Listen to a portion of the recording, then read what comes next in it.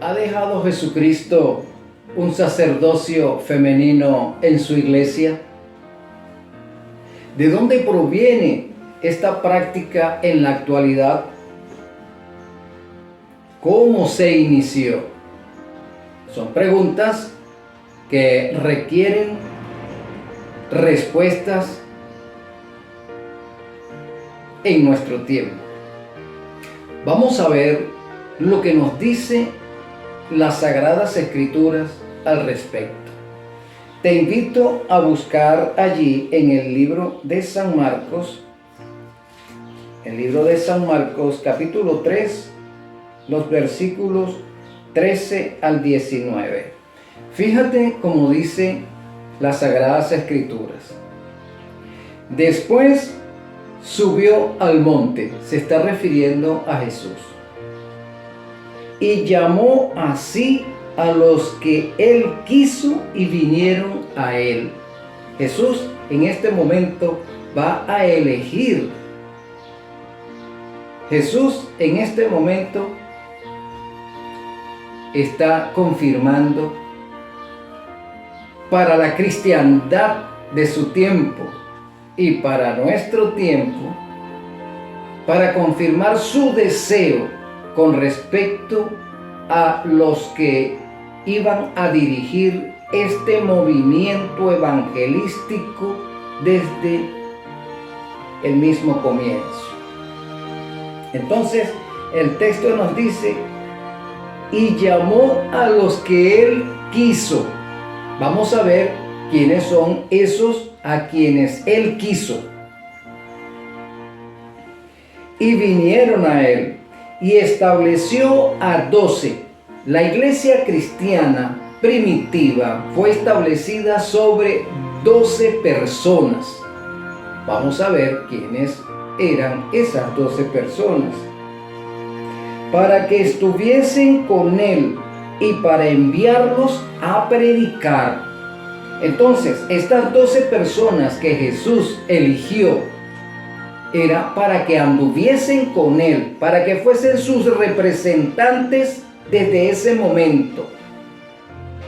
¿Para qué los eligió también? Para enviarlos a predicar. Estas 12 personas tenían el objetivo de pregonar al mundo las buenas nuevas. Sigamos adelante. Y que tuviesen autoridad para sanar enfermedades y para echar fuera demonios. ¿A quienes se les otorgó esa peligrosa actividad, a esa peligrosa responsabilidad? A Simón, a quien puso por sobrenombre Pedro, a Jacobo, hijo de Zebedeo, y a Juan, hermano de Jacobo, a quienes apellidó Boanerges, esto es, hijos del trueno, y a Andrés, a Felipe, a Bartolomé, a Mateo, a Tomás, a Jacobo, hijo de Alfeo, a Tadeo, a Simón el cananita, y a Judas Iscariote, el que le entregó, y vinieron después a casa. San Marcos nos está relatando ese momento especial en que el Señor establece a 12 hombres como sus amigos, como sus pregoneros, como esas personas que iban a ser capacitadas para pregonar al mundo las verdades del Evangelio. ¿De cuál evangelio? Del evangelio de Jesucristo. Y el evangelio de Jesucristo, entre otras cosas, nos dice que está sostenido sobre Cristo, que es la roca, y después sobre 12 personas, 12 hombres que se encargarán de dirigir la obra en ese momento. Nosotros encontramos en las Sagradas Escrituras que hasta este momento esas 12 personas están dirigiendo al pueblo de Dios en la actualidad. Y eso podemos verlo más adelante en otro estudio, porque recordamos que en el capítulo 12 de Apocalipsis encontramos a una mujer que representa a la iglesia de Cristo, que tiene sobre su cabeza a 12 estrellas. Esas 12 estrellas significan los 12 apóstoles. Por eso digo que los 12 apóstoles dirigen a la iglesia de Dios en nuestra actualidad.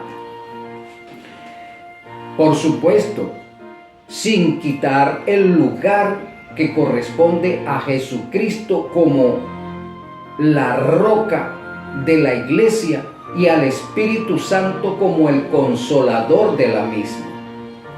Seguimos adelante analizando este hecho. En el libro de los Hechos de los Apóstoles encontramos la confirmación de lo que estamos diciendo. Antes que Jesús ascendiera a los cielos, después de su resurrección, deja establecido este hecho.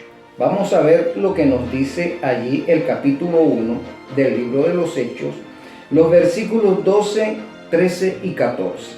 Nota cómo dice: entonces volvieron a Jerusalén. ¿Quiénes volvieron a Jerusalén? Los discípulos.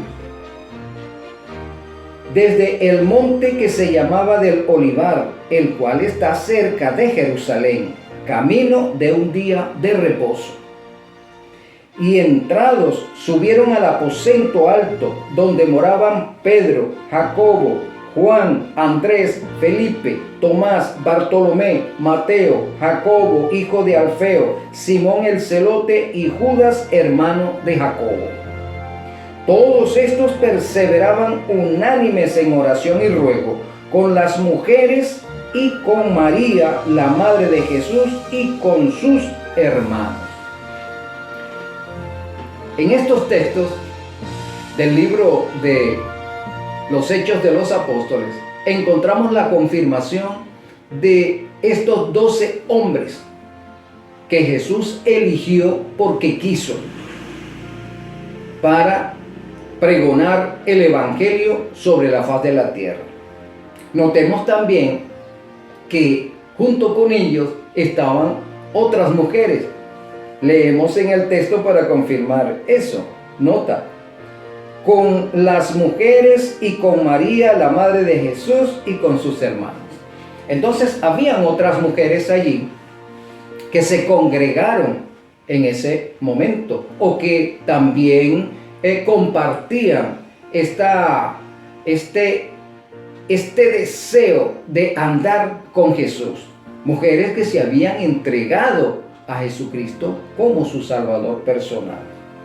De manera que el libro de los Hechos nos confirma que el Señor Jesús eligió a 12 hombres porque quiso, para que anduviesen con Él y para que fueran a predicar. Notemos que había mujeres dentro de los 12 discípulos. ¿Por qué Jesús no eligió a cualquiera de esas mujeres para que tomara el lugar de Judas? Es decir, el lugar que Judas había dejado por su traición. ¿Por qué Jesús no eligió una de estas mujeres que representaran a todas las mujeres del mundo, o que representaran a todas las mujeres que se convirtieran al evangelio, y que luego podrían optar a ser nombradas pastoras dentro de la iglesia o apóstoles, ¿verdad? Inicialmente. ¿Por qué Jesús no lo hizo? Notemos que el texto de San Marcos nos dice lo que Él quiso. Quiere decir que Jesús no quiso que dentro del cuerpo ministerial que Él estaba formando hubiese ninguna representación femenina. Ahora, ¿cómo se inició este asunto en nuestra actualidad? de un ministerio sacerdotal femenino dentro de la iglesia. Los primeros que empezaron con esta propuesta de el pastorado femenino fueron los pentecostales. Ese fue su origen. Primero comenzamos a llamar a las esposas de los pastores pastoras. De allí arranca este problema. Los miembros, por afecto, empezaron a llamar a las esposas de los pastores pastoras. Dentro del pentecostalismo, progresivamente, en las denominaciones protestantes, y hago notar que el pentecostalismo no forma parte del protestantismo. Ellos no se originaron en el siglo XVI, sino se originaron en el siglo XIX, con un sustento espiritista totalmente. Ahora, el protestantismo, propiamente dicho, también ha copiado esta fórmula iniciada por el pentecostalismo y ha establecido ancianas y pastoras en su medio. Luego encontramos que utilizando este modismo de querer halagar o por afecto a las esposas de sus pastores, nombrarlas pastoras, pero por afecto o por halago. Así va el progreso. Ahora encontramos esa copia dentro del adventismo. El adventismo ha querido copiar de el espiritismo esta fórmula que no está establecida o que no tiene sustento bíblico, porque Jesús no quiso. Voy a utilizar ese término incisivamente. Jesús nombró a 12 hombres porque Él quiso. ¿Quién quiere establecer en forma definitiva un ministerio sacerdotal femenino en la iglesia? Aquellos hombres y mujeres que no están trabajando en su santificación, que quieren hacer lo que ellos quieren. Dentro del adventismo se establece o se quiere establecer porque hay ciertas esposas que en su momento eclipsan la labor de sus esposos y pretenden tener la capacidad para dirigir las iglesias. Pero pregunto a estas mujeres, ¿es eso lo que quiere el Señor Jesús? ¿O lo que quiso? ¿O es lo que quieren ellas? Estos esposos, cuyos caracteres son muy parecidos a los de Aarón, hombres sin carácter para dirigir a sus iglesias, para conducir a sus esposas, se han dejado manipular en este hecho. Y también no solo manipular por sus esposas, sino ponen oídos a las sugerencias espiritistas. Y digo sugerencias espiritistas porque, como lo dije anteriormente, esto se originó en el pentecostalismo. Y el pentecostalismo tiene su sustento sobre el espiritismo moderno. ¿Qué sucederá con todos aquellos que han puesto oídos a estas sugerencias que provienen del lado oscuro? Vamos a ver lo que nos dice el libro de Apocalipsis en el capítulo 2, los versículos 18 al 19. Nota cómo dice el espíritu de profecía, mi hermano. Escribe al ángel de la iglesia en Tiatira. Lo primero que vamos a dilucidar en esta lectura es ¿quién es el ángel de la iglesia de Tiatira? El ángel de la iglesia de Tiatira no es otro que el presidente de la conferencia general. Ese es el ángel. Y por consiguiente al cuerpo ministerial de la iglesia. Ancianos, pastores de iglesia, pastores de distrito, pastores de asociaciones, de misiones, de uniones, de divisiones, de conferencias y de la conferencia general. Ellos son los que conforman al ángel de la iglesia. Entonces el Señor Jesús, que es el que establece a los que Él quiere, está hablando al cuerpo ministerial todo de la iglesia cristiana. En este caso vamos a aplicarlo a la iglesia adventista.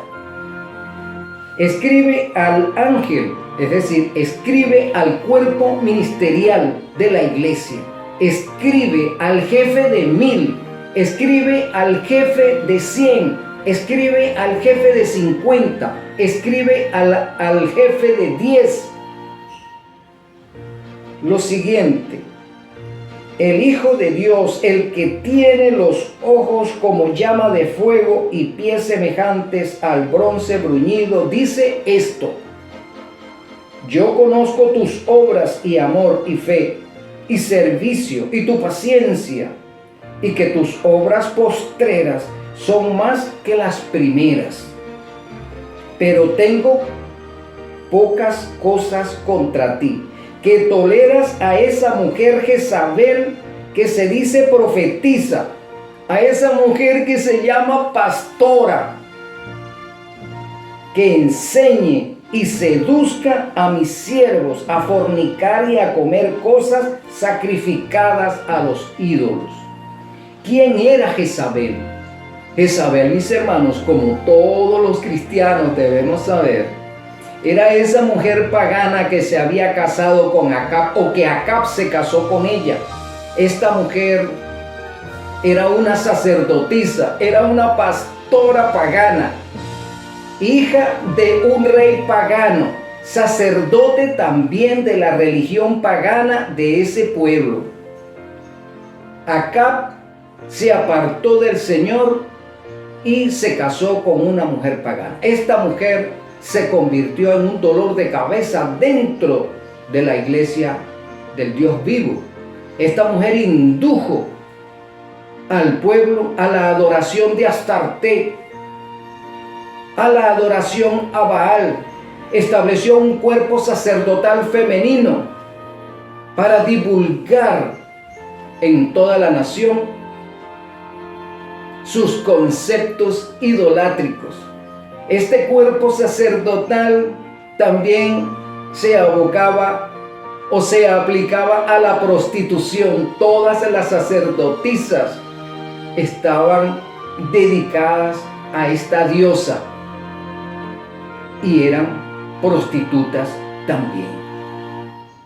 De allí proviene esta situación de Jezabel, y el Señor la trae de mucho más de 1000 años de atrás, la trae a este tiempo, primeramente al tiempo de la primera iglesia de Cristo, la iglesia primitiva. Y 2000 años después, en nuestro tiempo, nos recuerda que nosotros no tenemos que ver nada con esta pastora o profetisa llamada Jezabel. Pero vamos a ver lo que nos dice el espíritu de profecía más adelante. Y le he dado tiempo para que se arrepienta, pero no quiere arrepentirse de su fornicación. El tener un ministerio sacerdotal femenino dentro de la iglesia, el Señor lo considera fornicación. Estamos fornicando con una profetisa, una pastora que es pagana, que es espiritista. El versículo 22, he aquí, yo la arrojo en cama y en gran tribulación a los que con ella adulteran, si no se arrepienten de las obras de ella. Esta conferencia de Rock Mountain en Estados Unidos está fornicando con Jezabel, está adulterando con Jezabel, con su actitud rebelde a lo que se ha establecido en la conferencia general. Pero lo grave del caso es que la conferencia general, que es donde está el jefe de 1000,